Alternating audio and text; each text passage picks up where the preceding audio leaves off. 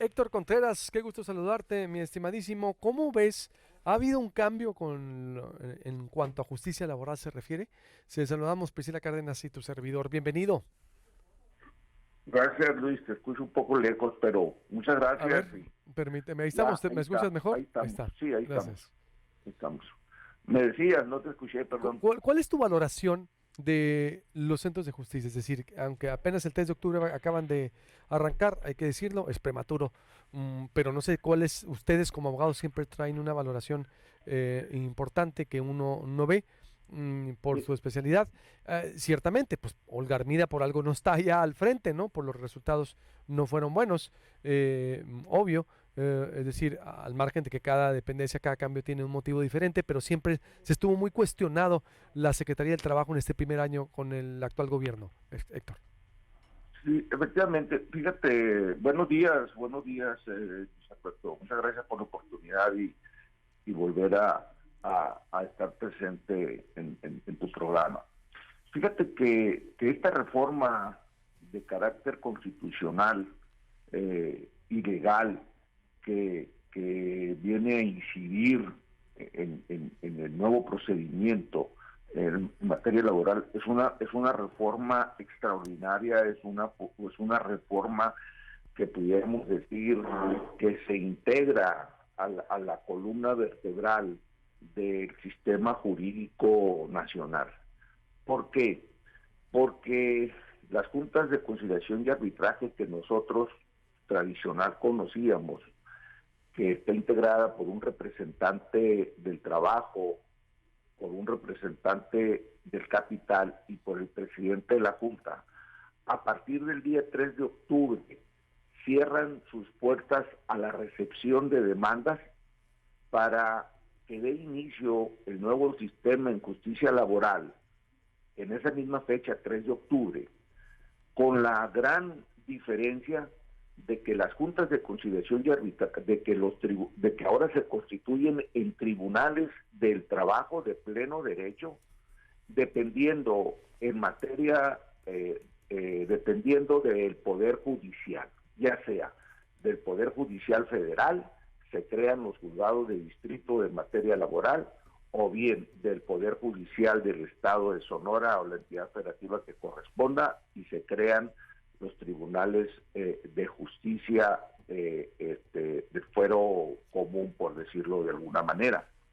Entonces, ahora serán los impartidores de justicia serán jueces que dependerán del Poder Judicial, y esto es un gran avance, esto es una gran evolución que se genera, porque van a ser tribunales de pleno derecho en donde no van a tener aquella tentación de que las juntas eran tripartitas y se ponían de acuerdo dos y con eso sacaban el laudo a favor o en contra. Entonces esto se traduce realmente en un gran cambio, en algo moderno, necesario, urgente, y traerá como consecuencia necesariamente un mejor nivel de litigio en materia laboral. Con esto estoy diciendo que se van a acabar con esos escandalosos actos de corrupción de los coyotes, de los sindicatos blancos, de los sindicatos a modo en la impartición de justicia de materia laboral. ¿A poco si tanto Tiene, así? Es de ese calado, o sea, con esto se acaban coyotes, con así, ¿eso? esto es un intento muy serio que se hace, Luis Alberto, porque por primera vez se contempla el Centro Federal de Conciliación y Registro Laboral.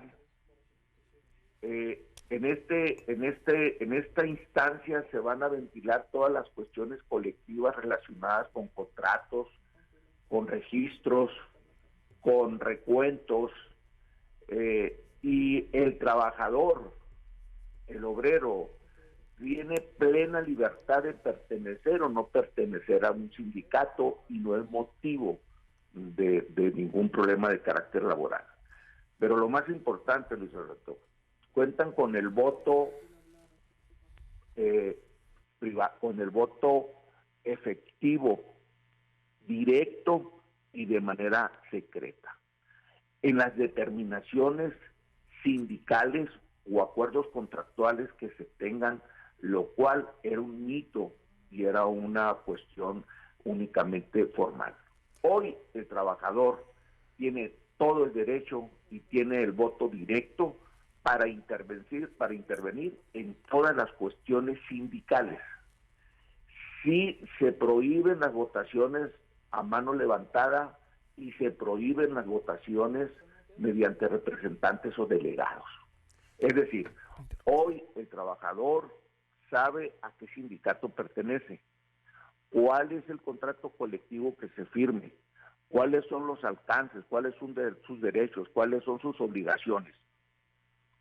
Hablabas de que pues ahí había males recurrentes así considerados pues como los abogados coyote, los sindicatos a modo, y en este contexto te pregunto cuáles son los problemas más recurrentes por los cuales un trabajador, un obrero llegaba a las juntas de conciliación de arbitraje y con qué problemas se enfrentaba tanto en la parte exterior como interior y toda esta corrupción de la que estabas mencionando hace un momento. Bueno, el primer problema que se encontraba al exterior es que era literalmente asaltado por un grupo de personas que laboran para algunos abogados y que ahí prácticamente eran cooptados y eran conducidos para que presentaran una demanda laboral, cuando muchas veces el trabajador iba a informarse, iba a saber a qué tenía derecho, si lo que le estaba sucediendo estaba correcto, no, si estaba previsto en la ley. Entonces, el coyotaje es algo muy grave que sucede, pero lo más grave, reconocido por las anteriores autoridades del trabajo, el 30% cuando menos de la carga laboral, es decir, de las demandas que se tramitan en una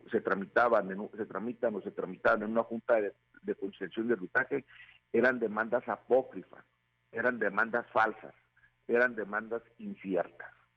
Este fenómeno desaparece de manera definitiva. ¿Por qué? Porque se crea una instancia que es una central de conciliación, en donde previamente a presentar una demanda de manera obligatoria, un requisito previo que no se puede superar es que tienes que acudir a la instancia de conciliación, y en esa instancia se buscará por todos los medios que trabajador y patrón lleguen a un acuerdo con una circunstancia. El patrón tiene que atender personalmente este tipo de procedimiento conciliatorio, y solo si no se llega a un acuerdo, se levanta una constancia, se extiende un documento, y eso te permite a ti acudir a la Junta de Conciliación a presentar la demanda. Mande. Se escucha muy bien, ojalá que todo eso sí se lleve a cabo y se implemente, ¿no? Porque todo esto está en la ley. Ya es hora. Ojalá que así sean, exacto, está en la ley, porque ya la hora de la hora, lo que pasa aquí en México, el indio querido, es otra cosa, por la cultura, pero ojalá que así sea, hacemos votos. El solo para hecho cerrar. de que ahora sea una instancia de carácter jurisdiccional, que sea una instancia en donde sea un juez de carrera, en donde sea un juez con las capacidades necesarias y que dependan del Poder Judicial, eso limita, pero muchísimo, los cambios, las situaciones, esas irregularidades en lo oscurito que se daban. Esto es un gran avance, tiene muchas bondades, pero yo creo que lo más importante, Luis Alberto, viene a ser la cuestión sindical. Van a desaparecer los contratos colectivos de protección, los líderes charros, el que el trabajador no sepa que hay un contrato colectivo, el que el trabajador no sepa quién es su líder, el que el trabajador no tenga... ¿Por qué? Porque esta parte de la reforma es lo más importante. Pues te agradecemos mucho como siempre, Héctor, y retomamos el contacto como siempre por acá en Proyecto Puente. Ya, qué bueno que nos levantaste el castigo. Qué bueno. Saludos. Saludos, querido Héctor. Saludos, Priscila. Hasta luego. Buenos días. Bye. Héctor Contreras, uno de los abogados más importantes en el Estado por su experiencia en materia de seguridad laboral. Y pues siempre. Qué interesante lo que dice Luis. Ahorita me estaba acordando de cuando iba al centro de gobierno a realizar alguna entrevista o algún funcionario que pasaba por ahí, me abordaban los abogados coyotes queriéndome convencer de que interpusiera una demanda y yo ojalá por eso no, eso sí, no, exacto, así estaba, ojalá que así sea y hacemos votos. Ya urge que en este país y en este estado cambien las cosas.